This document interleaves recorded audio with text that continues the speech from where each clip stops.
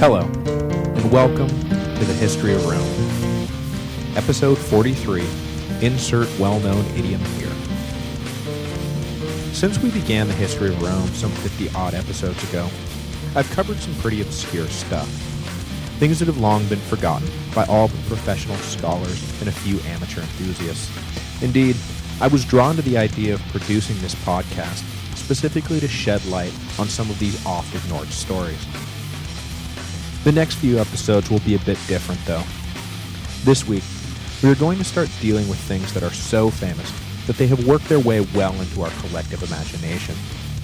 For the next little while, it's going to be all the die is cast, I came, I saw, I conquered, et tu brute, and I come here not to praise Caesar, but to bury him. We're about to delve into events and personalities that are almost universally recognizable. That the language of Caesar's civil war still sits on the tips of our tongues is a testament to the massive impact it had on the development of the Western world. Because what do you say when you want to express that someone has gone past the point of no return? Ah yes, you say that they are crossing the Rubicon. As the winter of 50 BC came to a close, Caesar and the Senate had reached an impasse. Caesar refused to obey a direct order from the Senate to stand down his army, and the Senate refused to grant any of the concessions Caesar demanded in exchange for his cooperation. Both sides accused the other of upending the rule of law for the sake of private ambition. Caesar pointed out that the Senate did not technically have the authority to order him to give up his command, as his proconsulship did not legally expire for another 2 years. The Senate replied that technically, Caesar's entire career was one blatant act of criminality after another, and he ought not go around touting legal technicalities as a defense. But before we go any further into the story, I think it's worth reiterating just what had led to this impasse. A comment by Lane attached to last week's episode asked some very good questions about exactly what criminal charges Caesar faced if he returned to Rome, and why the relationship between the Senate and Caesar had grown so acrimonious. The two feed off each other, so I'll answer the last question first. In his survey of the Roman Republic called, coincidentally, The Roman Republic, Michael Crawford makes the point over and over again that after the plebs were integrated fully into the political process, an oligarchy of wealthy families on both sides of the original class divide found their interests generally aligned. From about the 350s on, and especially after the Senate came to dominate the state during the Second Punic War, there was a great deal of pressure from within this oligarchy to not sell one another out.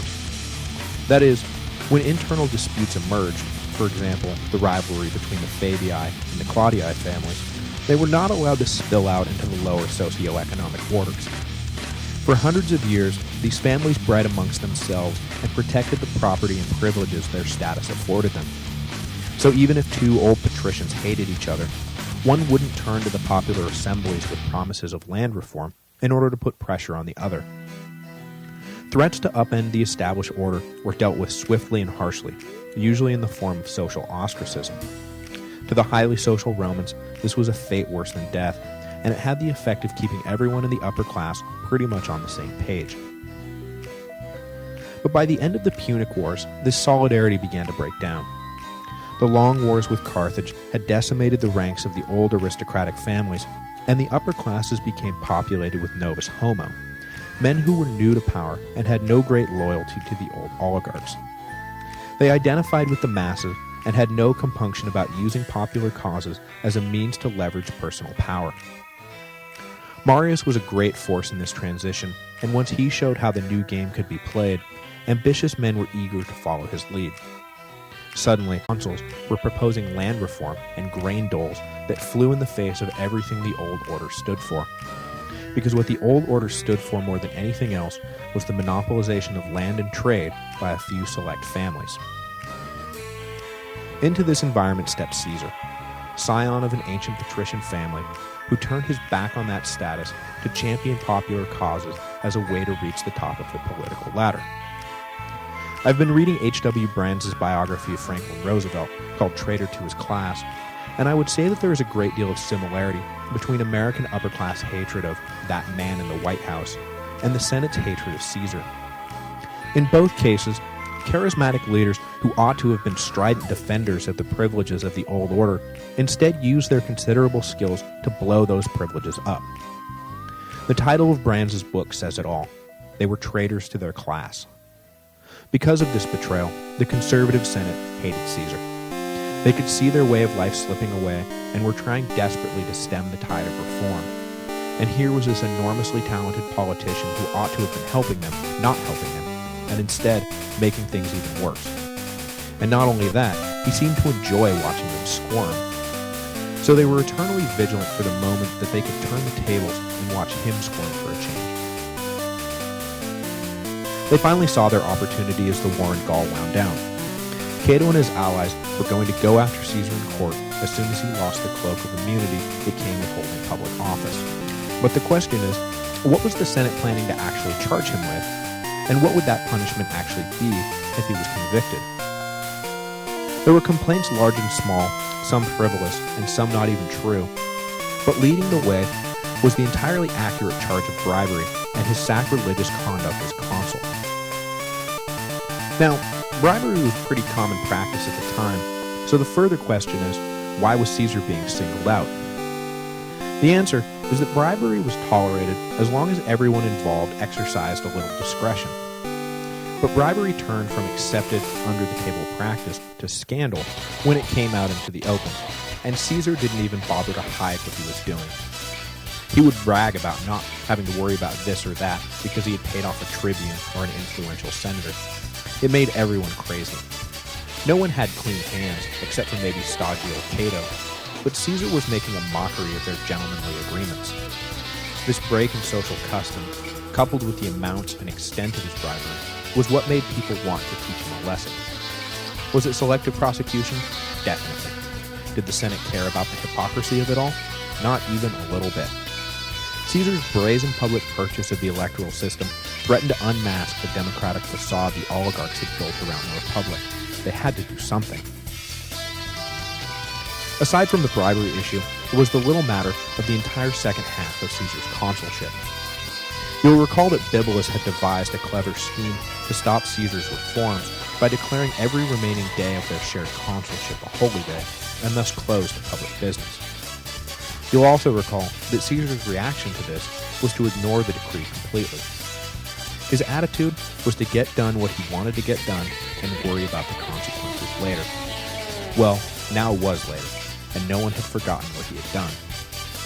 By ignoring the holy days, Caesar had committed acts that were not just illegal, they were sacrilegious.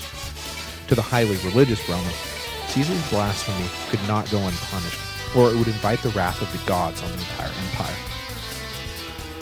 So there Caesar is in Gaul, hated by a pretty good chunk of the political elite who are going to prosecute him for things that no one could possibly argue he did not do. All he could hope for was leniency, but that hated thing seemed to preclude any chance of that. So what's the worst he could expect if he was brought up on charges and found guilty? I've looked all over, and I can't find any mention of execution being considered, and I don't think that even Caesar thought it would come to that. The worst he probably expected was banishment, or fines that would send him to the poorhouse. But the worst was not the thing that kept Caesar up at night. The thing that kept him up at night was the fairly banal fact that if he was tried and convicted, he would be politically marginalized. He had dedicated his life to becoming a man of influence, a man of power, the first man in Rome, and a criminal conviction would erase all that. In essence, Caesar plunged Rome into chaos, violence, and civil war because he was afraid of losing his status. As much as there is to admire about Caesar, and there is much to admire, we should not forget that he was an enormously selfish man who killed tens of thousands of his fellow citizens because he did not want to retire to a life of obscurity. And there is nothing much to admire about that. So it is in this light that we should see Caesar's final reply to the Senate's order in the winter of 50 BC to stand down his army. He told them he could not comply, and that if they forced the issue, he would defend his honor by any means necessary. The Senate, even the moderates, were incensed by these fighting words and felt compelled to follow through on their threats. Caesar was declared an enemy of the state. In the Senate House that day were a number of Caesar's supporters who argued loudly that this was unjust and beyond the pale. When the majority moved to expel Caesar's allies, one in particular raised a tremendous commotion. He had been elected tribune for that year, and when the guards came to remove him and his promised veto, he shouted that he was sacrosanct and that to lay hands on him was to invite the wrath of the gods. But the senators had heard enough and pitched the troublemaker out onto the street. The tribune dusted himself off and immediately headed north to Caesar's camp. Upon arrival, Caesar displayed the tribune's bruises to his assembled troops as proof of the Senate's evil ways. "I fight to defend the people of Rome," he said, while the Senate viciously attacks their representatives. Now, of course, the aggrieved tribune in question, a one Mr. Marcus Antonius, better known as Mark Antony, was no great friend of the people and never had been. He had been born into a wealthy plebeian family and cared very little for much of anything at all beyond his own base pleasures. He loved wine, women, and gambling, and had spent his youth endlessly carousing the streets of Rome with his friends, causing trouble and running up massive debts. He seemed destined to spend his life as a no-account, spoiled little rich boy, but as it turned out, he was called to Syria to serve in the cavalry and immediate legions. He was a crude and reckless disaster in his private life, but put a helmet on him, give him a few men, and point him at the enemy, and he was able to accomplish extraordinary things. His mother was first cousins with Caesar, and in 54 BC, the young officer was attached to the great general staff of Gaul. Though he was almost 20 years Caesar's junior, the two struck up an immediate friendship. In Antony, Caesar seems to have found not just another accomplice or temporary ally or partner, but in fact a true friend. Antony would spend the next 10 years as Caesar's most trusted commander and a dogged defender of his interests wherever Caesar sent him, for example, to Rome to serve as tribune in 50 BC. Today, he showed off his bruises and stirred the troops up into an anti-senatorial frenzy. He knew his role, and he played it well.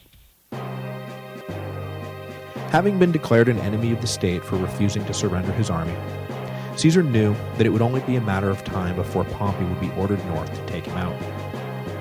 His only real hope was to audaciously preempt the Senate's inevitable attack by marching straight for Rome at lightning speed.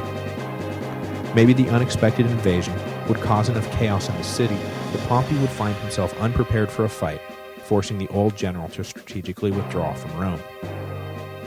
Caesar did not feel he even had time to wait for reinforcements from Gaul, so on January the 10th, 49 BC, he ordered the one legion he had on hand, the 13th, to follow him across the tiny Rubicon River, which marked the southern border of Cisalpine Gaul, into Italia proper, an overt act of treason. Not only was it illegal for a general to lead an army out of the province he governed, it was doubly illegal to take an army into the home peninsula. Caesar knew what he was doing when he ordered the 13th across, but not what the final outcome of his actions would be. Famously, watching his troops wade into the river, he said, "The die is cast." They were all in the hands of fate now, whatever her fickle verdict turned out to be. Initiating a civil war by invading Italy with a single legion may have been completely nuts, but if they were all in fate's hands anyways, how does the expression go? Fortune favors the bold. Now, neither Caesar nor the Senate had access to Roman history books to tell them that Caesar's decision to cross the Rubicon would mark the end of the Republic and the beginning of the Imperium, and we shouldn't ascribe motives to anyone beyond what the immediate context merits.